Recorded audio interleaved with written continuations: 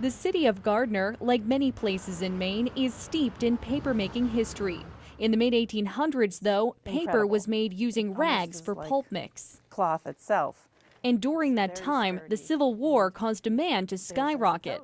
There was a shortage before the war, and then with the war, it was made monumental because there was the demand for news, so more and more people needed the newspapers to stay on top of things. Dawn Thistle, special collections librarian for the Gardiner Public Library, is fascinated by this period's history. But many more are fascinated by a local legend connected to it. As the story goes, at the start of the Civil War, a Gardiner paper mill owner, Isaac Augustus Stanwood, was so desperate for rags, he had thousands of ancient mummies shipped over from Egypt in order to strip them of their wrappings to make paper. And he brought them in by the boatload, and the ox carts carried these mummies up to Gardiner, and then he used the wrappings in the paper, and some people say he ground up the mummies, or that they're maybe buried around here somewhere. This story has been perpetuated in certain publications throughout the last century. But Thistle says, This is outlandish.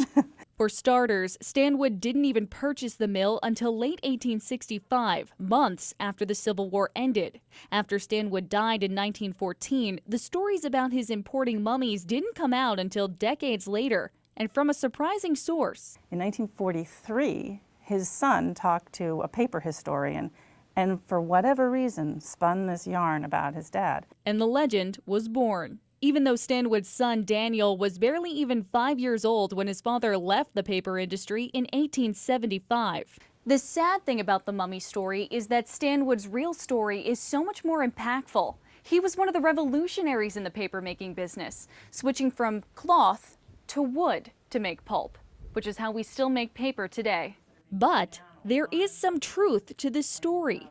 Thistle says records and newspaper articles show that mummy wrappings really were imported from Egypt, and the thousands of years they spent drying out really did the paper well. The rags from Egypt were among the cleanest and loveliest. They just came without the mummies in them. In Gardiner for Maine Mysteries, Katie Bavoso, News Center.